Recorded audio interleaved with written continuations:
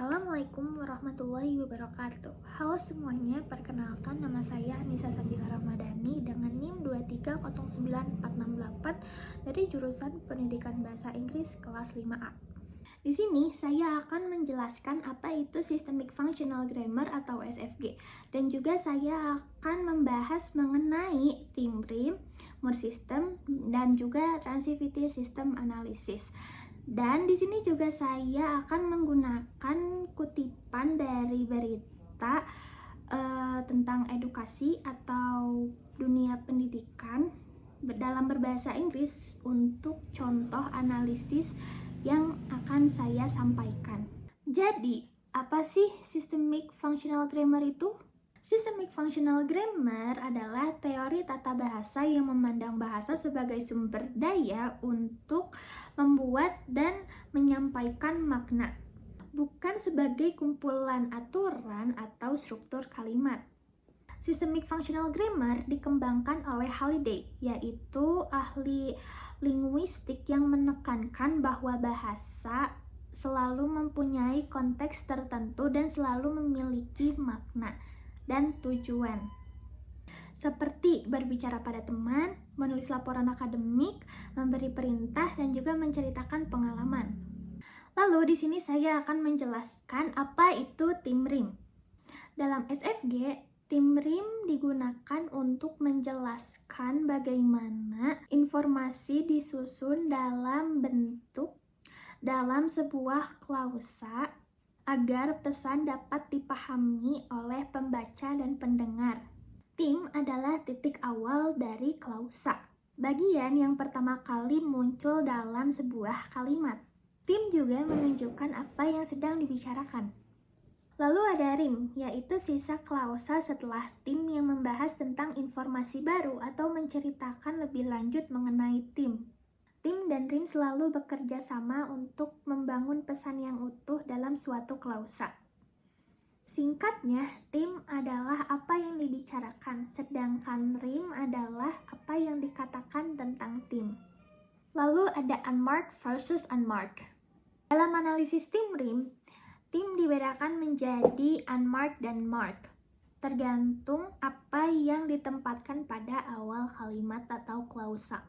Unmarked adalah theme yang paling umum. Pada kalimat deklaratif, biasanya unmarked ini adalah subjek. Contoh dari kalimat unmarked theme adalah Education Secretary Bridget Phillipson has announced new plans. Mengapa? Karena klausa dimulai langsung dengan subjek. Lalu yang kedua ada marked theme.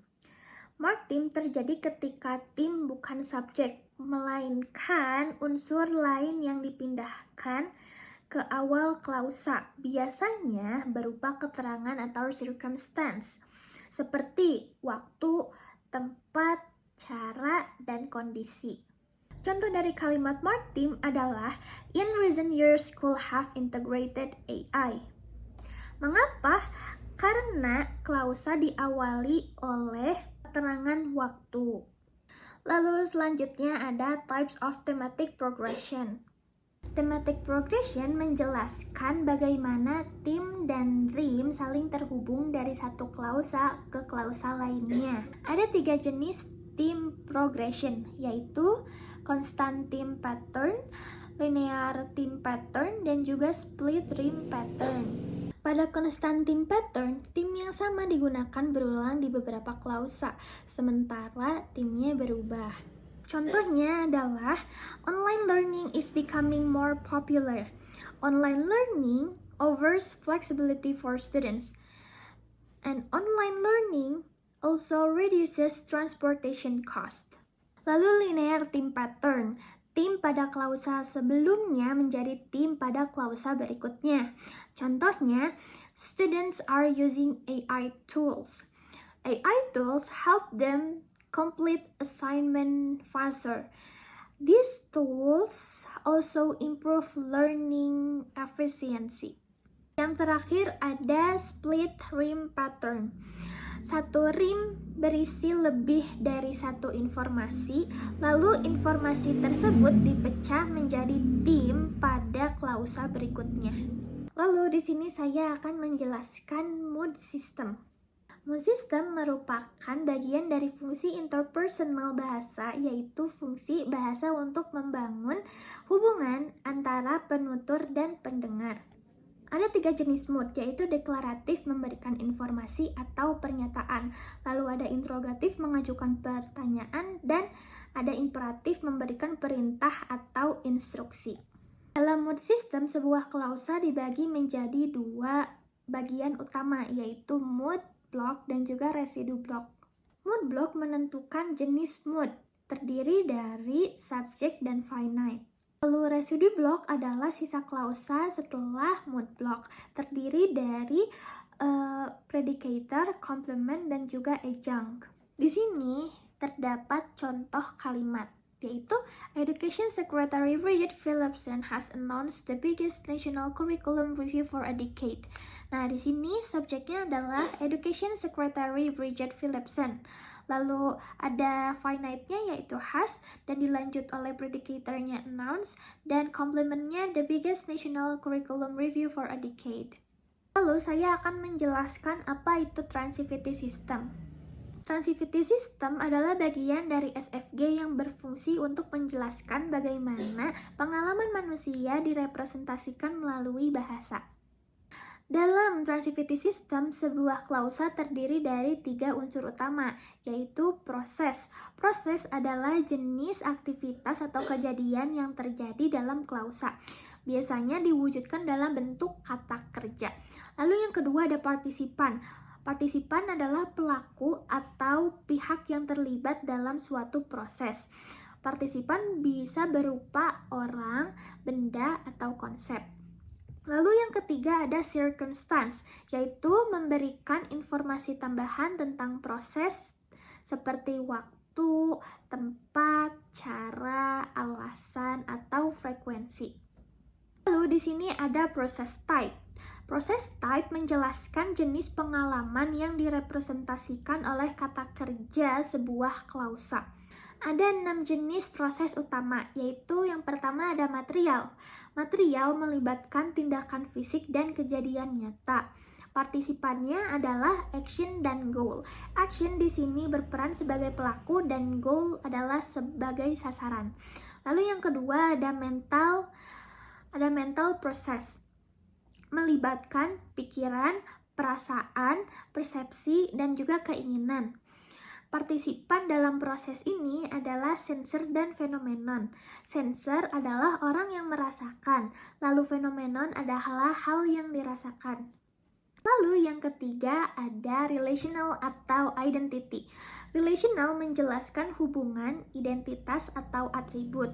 Biasanya menggunakan kata kerja seperti are, am, dan is. Lalu yang keempat ada verbal, berkaitan dengan perkataan atau komunikasi. Partisipan di sini adalah sayer sebagai orang yang berbicara, lalu verbiage isi yang diucapkan oleh sayer, dan ada receiver orang yang menerima informasi tersebut. Lalu yang kelima ada behavioral, berada di antara mental dan juga material, berkaitan dengan perilaku manusia secara fisik, namun mencerminkan proses mental. Lalu yang terakhir ada eksistensial, menunjukkan keberadaan atau keberlangsungan sesuatu, biasanya menggunakan kata there is atau there are. Dalam transitivity system, kalimat ini akan dianalisis berdasarkan proses, partisipan, dan juga circumstances. Kalimat ini mengatakan bahwa Education Secretary Bridget Phillipson has announced new curriculum reforms. Pada kalimat ini, prosesnya adalah verbal process. Mengapa? Karena menunjukkan tindakan berbicara atau menyampaikan informasi. Kalimatnya adalah has announced. Lalu, karena proses kalimat ini adalah proses verbal, maka partisipannya adalah sayer. Sayer dalam kalimat ini ada Education Secretary Bridget Phillipson, dan juga ada verbiage yaitu new curriculum reforms. berisi ucapan. Nah, kesimpulan dari pembahasan tadi adalah Tim dan Rim menjelaskan bagaimana informasi disusun dalam klausa. Tim adalah titik awal atau fokus pembicaraan. Lalu Rim adalah informasi lanjutan yang dikembangkan. Lalu ada juga mood analysis.